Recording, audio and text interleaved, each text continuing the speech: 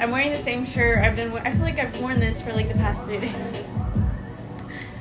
So, appreciate the conservation.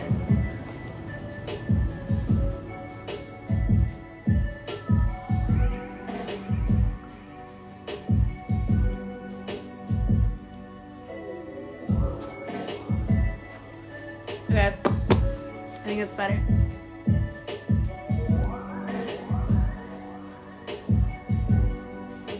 Got my garden dunks on.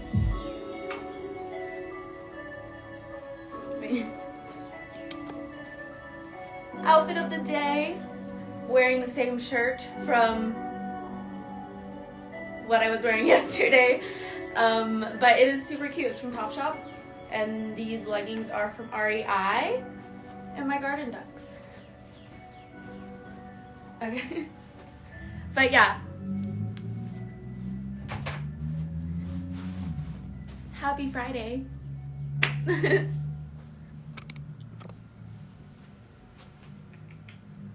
Okay, so I am just sitting here. I was gonna do like these facts of Friday, but I realized that it's fairy tale day, and yesterday in acting it was super fun because we finally did scene work, like after a year of not doing scene work. It was very fun, but we just like read some plays, and I realized my sight reading is really bad.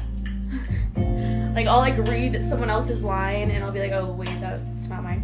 So I was thinking maybe I could read, like, a fairy tale, since it's fairy tale day, and I could work on my sight reading.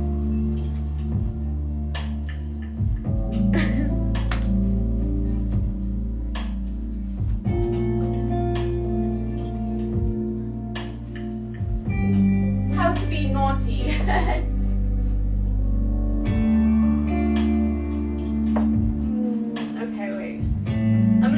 Play.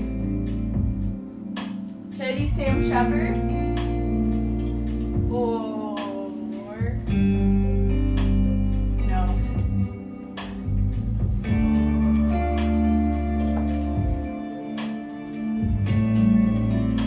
Guys, I really have to get more into my plays, so if you have any suggestions, let me know.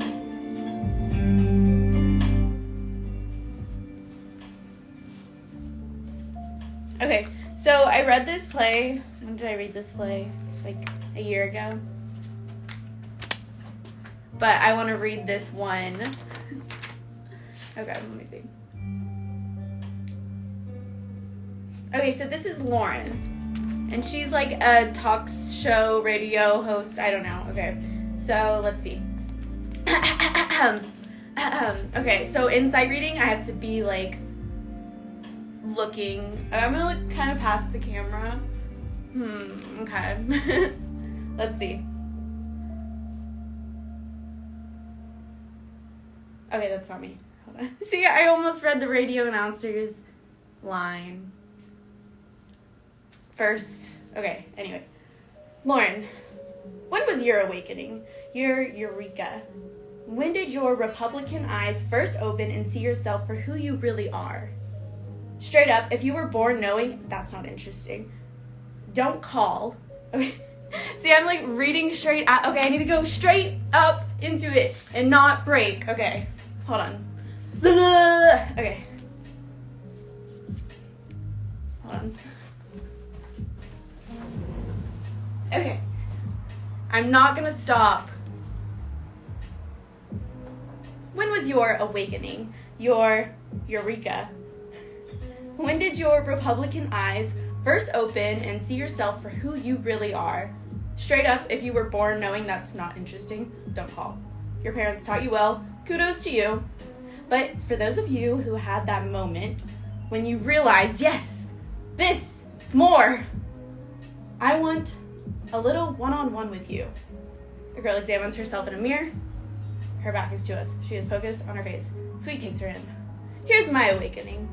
That was subtext. Okay.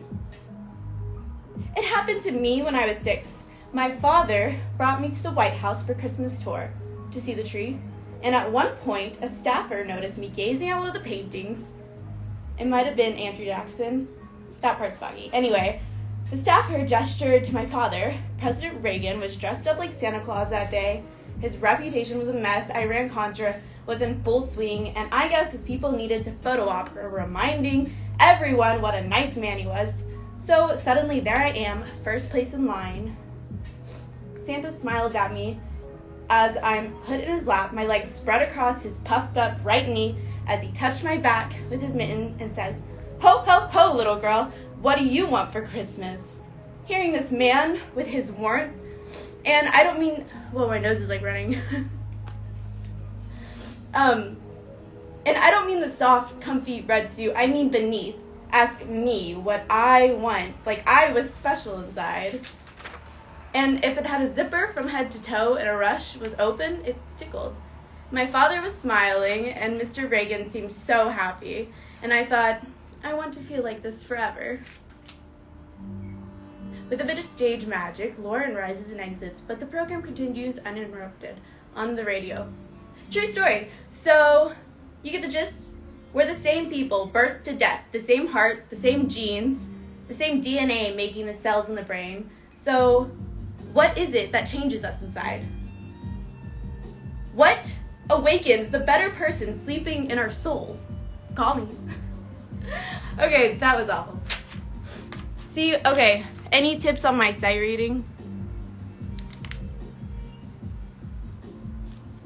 So basically Lauren is like this Republican talk show host, and she's like kind of bitter, I feel like. But yeah, it's kind of a weird play because, I don't know, like people die in it. It's very dramatic. It's like a melodrama. It's like,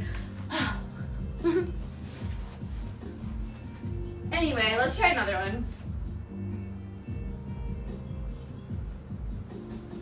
Okay, The Curse of the Starving Class. I haven't really read this at all. That's why it's so like new looking. But it's kind of been sitting here for a while. Who has read The Curse of the Starving Class? Try opening my throat more when I'm speaking. I feel like I need to not speak from my head so much. Like, I'm really working on speaking from my diaphragm. So, ha, ha, ha. I don't know. Okay. If you have any tips for speaking from the diaphragm. Okay, what is this? Let's just read the summary. The setting is a farmhouse in the American West, inhabited by a family who has enough to eat but not enough to satisfy the other hungers that bedevil him. The father is a drunk, the mother is a frowsy slattern, the daughter precocious beyond her years, and the son deranged idealist.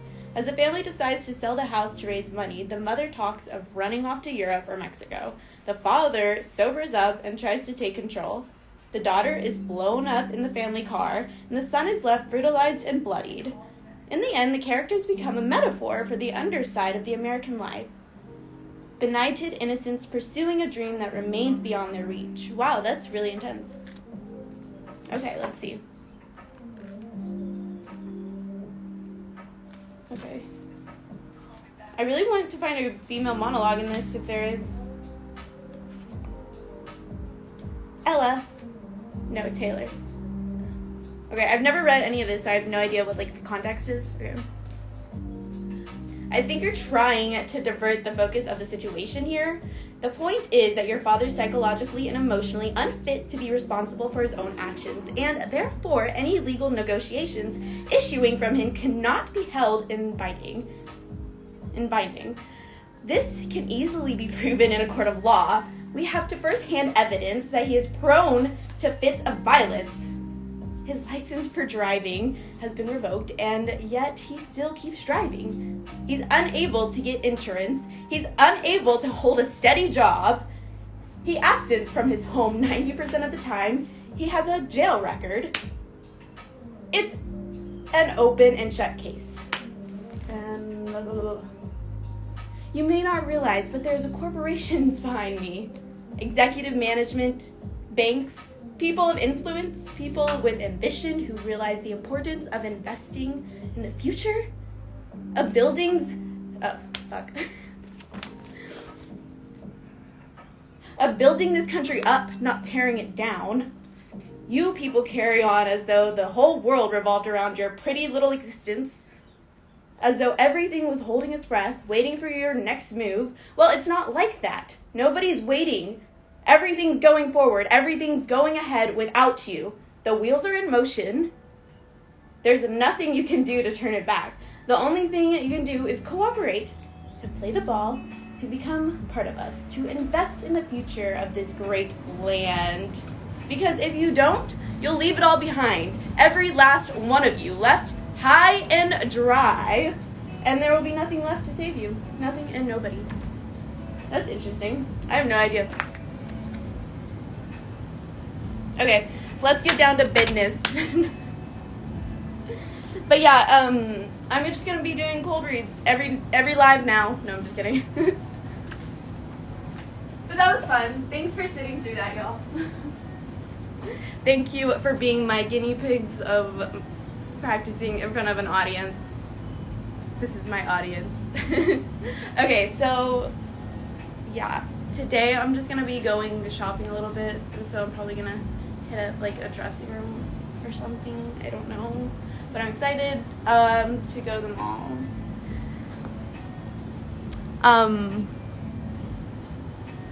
What else is going on today? I'm gonna play some tunes and then dance my way out of here.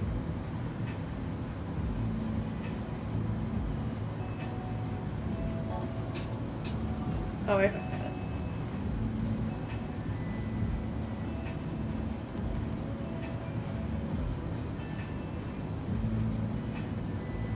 Whatever.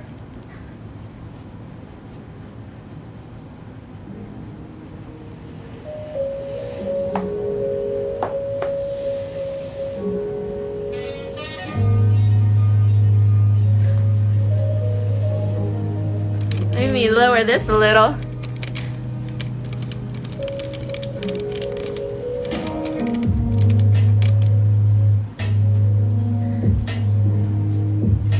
Make sure you guys are following me on Twitter at Violet Summers with 2 S's at the end, okay? Okay? Because it's all happening.